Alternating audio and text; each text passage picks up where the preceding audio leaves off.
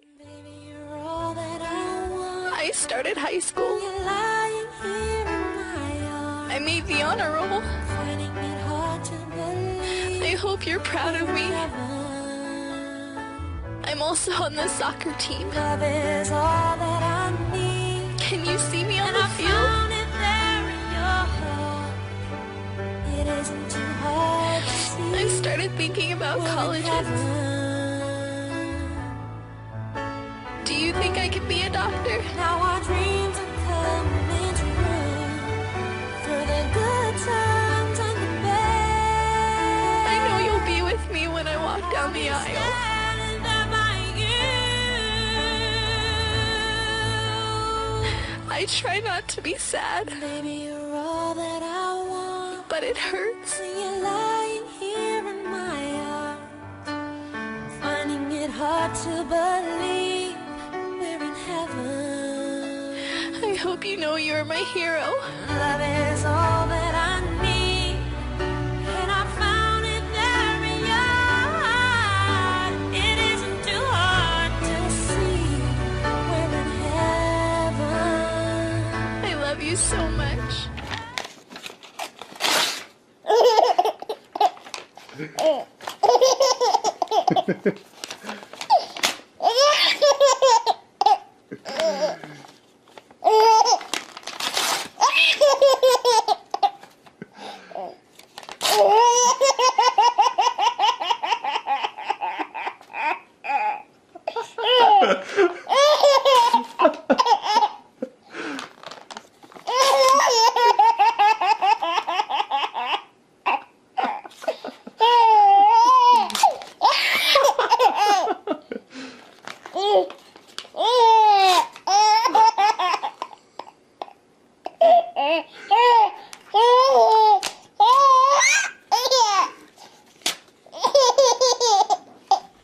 So these two videos that we just watched, the one about the girl who lost her dad on 9/11 and the one with the little baby ripping paper, were meant to get you thinking about how your emotions affect other people and how other people's emotions affect you. So today we're going to be talking about emotional contagion, and we'll be talking about the ripple effect and the effect that our emotions have on those people around us, and also how these emotions can benefit us. So emotional contagions are the process by which emotions are transferred, and it's mostly shown through nonverbals.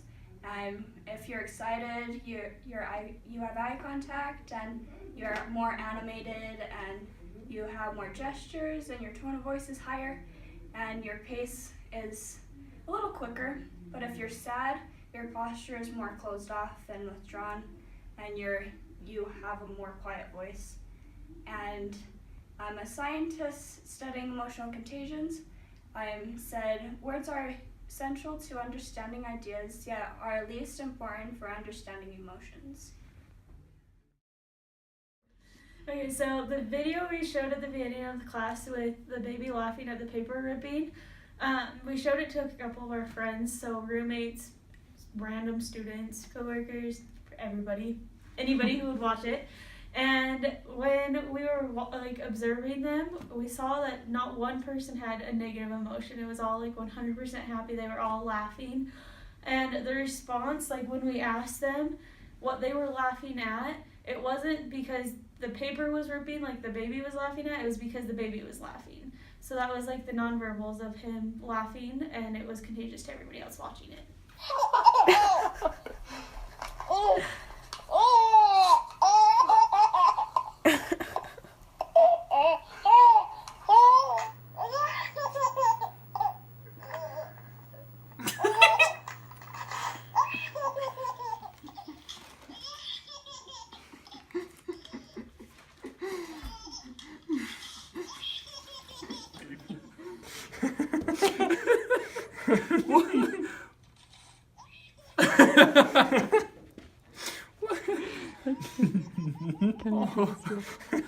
In research, we learned that though emotions are very contagious, the emotional level is decreased from one person to the next. Our research showed similar findings in that The baby in the video was laughing really hard, and all of the responses were positive, and they were smiling and laughing, but nobody was as happy as the baby was initially. So an example of this would be, like the other day, one of my roommates came home, and she laid on the couch, and she didn't really know why. She was just feeling super sad and depressed, and she started crying. And she never cries, so we were all like, oh, something serious has happened, because Gracie never cries. And even though we weren't as sad as she was, myself and the other roommate that was sitting on another couch, like we started thinking about how sad we were for her, and so we started crying too, but none of us was as sad as Gracie was in that moment. Like, we felt for her, but it wasn't the same level.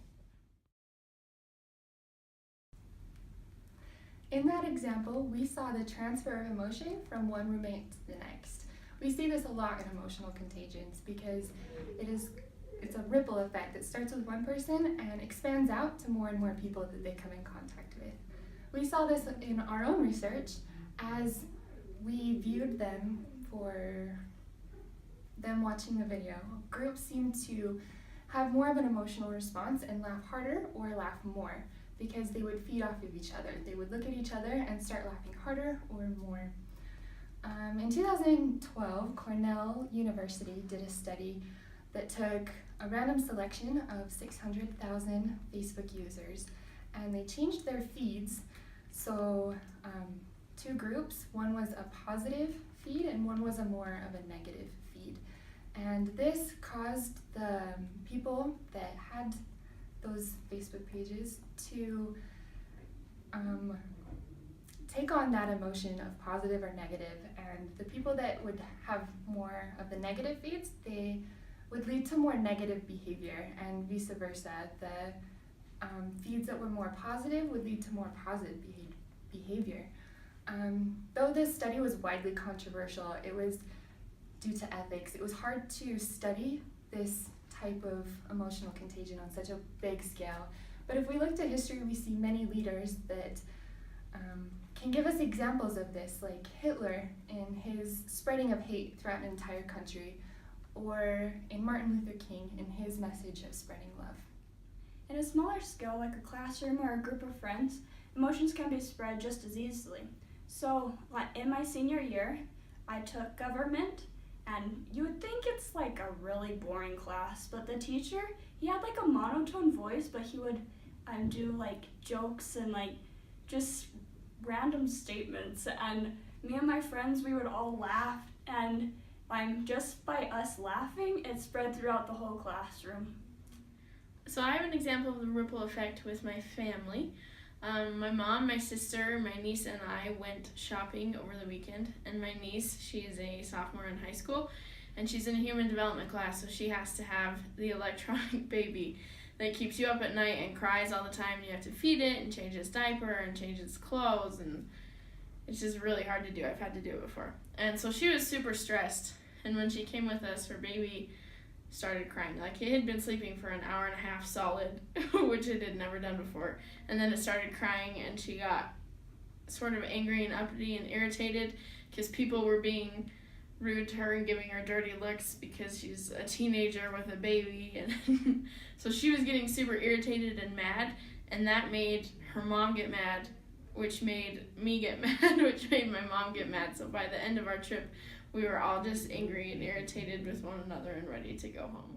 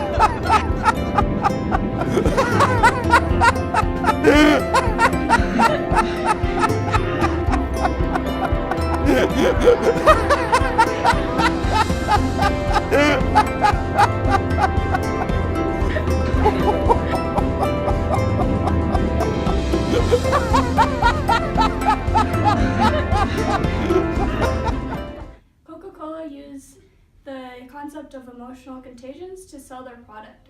We can use the knowledge that emotions are contagious for the benefit of our lives, and people around us use emotional contagions for like commercials and advertisements, and teachers use it for engagement.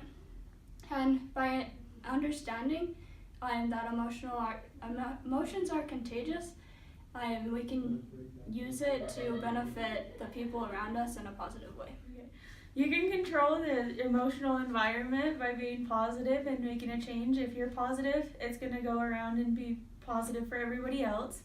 It mainly works really in like small places or in small groups where you're in close proximity to people and that you're with a lot. So like in our classroom, if someone's sad, and we've been in class long enough, so if someone walks in and you're like, oh, what's wrong with them, and it's going to make you upset. The biggest example is like teachers being really boring when you're teaching, and obviously the students are going to fall asleep and not have fun in class. And then while I was working, I was really tired and I was greeting people like, hi, how are you? And I realized that when I was saying it like that, everybody else is instantly, their emotions changed and were like, hi, like, get away from me. And so I changed my emotion. I was like, hey, how's it going? Like, how's your day? And I was a little bit more excited to be there, and theirs changed as well.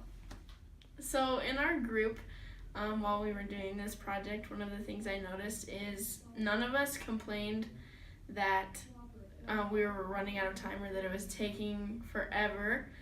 But the whole time we just kept encouraging each other and helping each other figure out what to say and how to word what they wanted to say. And whenever one of us goofed up, we all laughed about it and we kept encouraging each other and saying, you know, it's okay, we can do this for as long as we need to until we get the right take. And so we were just positive, and that helped us be able to get things done more quickly and to have a good time. Emotional contagion is how we pass emotions from one person to another, usually by using nonverbals.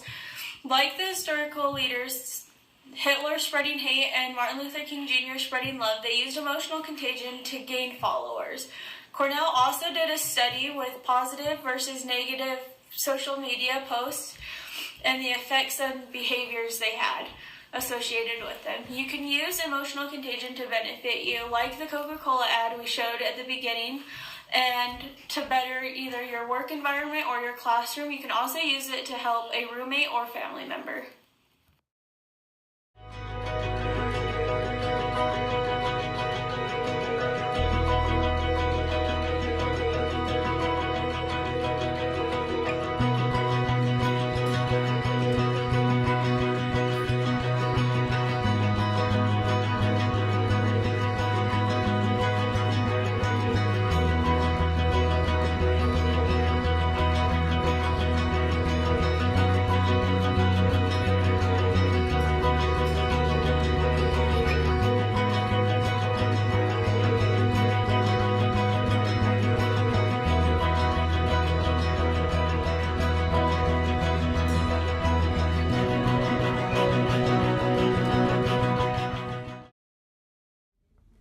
I challenge you guys to be aware of your emotions and the impact that they have to other people, and use your emotions to affect others in a positive way.